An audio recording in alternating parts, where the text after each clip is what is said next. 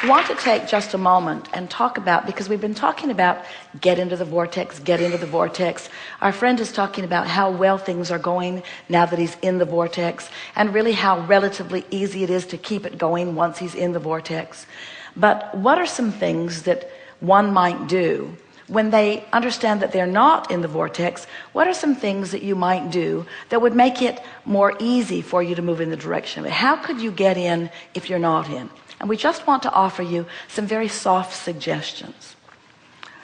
Something that is very helpful is making a decision to give yourself a break by saying something like, I don't have to do anything right now in this moment. It's all right for me to rest or to chill. In other words, to give yourself permission to just go sit on a rock, or just turn and look at the sun, as our friend was saying, or face the bay, but giving yourself permission to just ease up for just a moment. That's really a powerful tool, because what it's saying is, I'm good, I'm worthy, and I'm just going to give myself a break. You think that's a possible thing to do? Another thing that can bring you closer to the proximity of the vortex is to think of someone who it is really easy for you to love. Might be a dog, might be a cat. Often it is a furry friend, because they have loved you unconditionally for a very long time. We don't recommend you try your mother or your husband.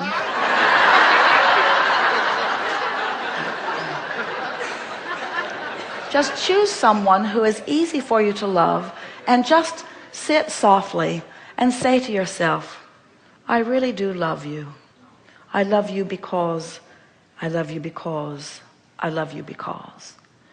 And if you'll just sit and focus on someone that's easy for you to love, it will just soften your vibration, moving you in the vicinity of well-being.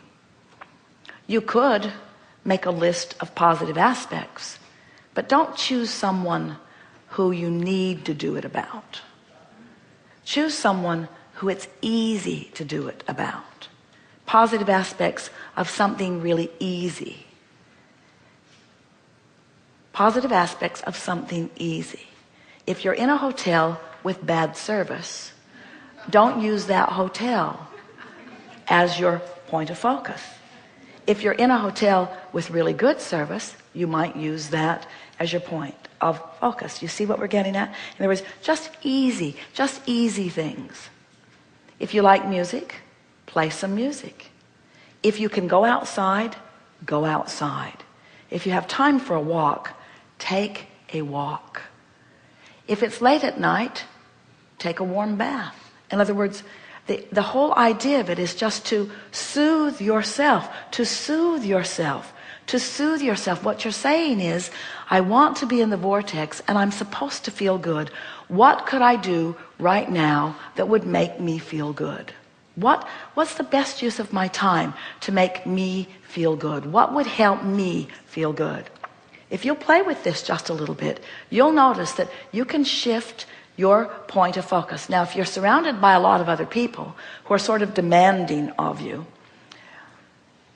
it's not as easy for you to pull yourself away. But they do allow you bathroom time, yes? They do allow you some private time. You could sit in your car for a minute. These are action things. These are action things that you might do that would make you just feel a little more ease right now. There are all kinds of mental things that you could do.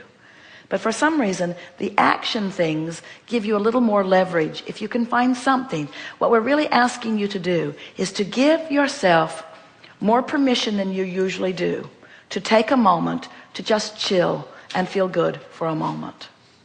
Now, friends, this is the most important thing that we want you to hear. If you can chill for as little as 68 seconds, if you can go into a bathroom or into your automobile or into a closet or into a place where there's no one that is bothering you, and you can just ponder someone you love or someone you appreciate or something you appreciate or something that is positive aspects.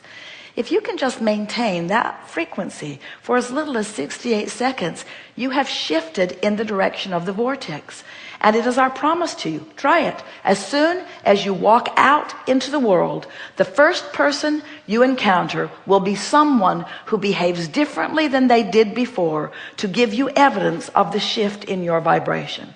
And once you've done it with one thing, once you've done it one time, then you can do it repeatedly. Sometimes we know you've been listening to us for a while, and you have been processing these processes avidly, some of you, to the point that you're sort of numb with processes. And as a result of over-processing, you begin to allow yourself what feels like the luxury of enduring more negative emotion. In other words, I know about the vortex, and I can control myself, and I am a deliberate creator. And we just want to say to you, with every bit of love that we have to offer, no, you can't. You cannot ever get so good at being in the vortex that you can just let go of your focus about it.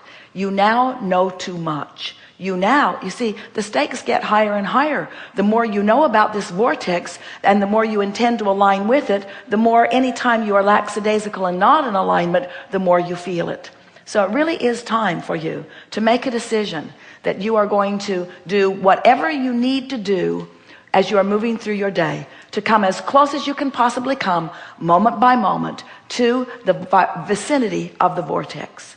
Something that's really fun. Sit in your office and look around at those that you can see, and ask yourself, what do I like most about you? What do I like most about you? What do I like most about you?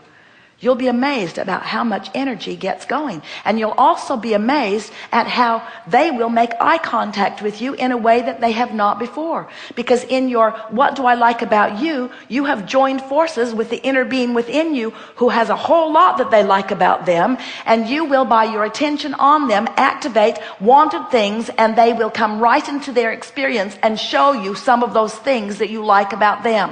It is our promise to you. You live in a very responsive time, with the universe surrounding you with all kinds of evidence of whatever it is you give your attention to.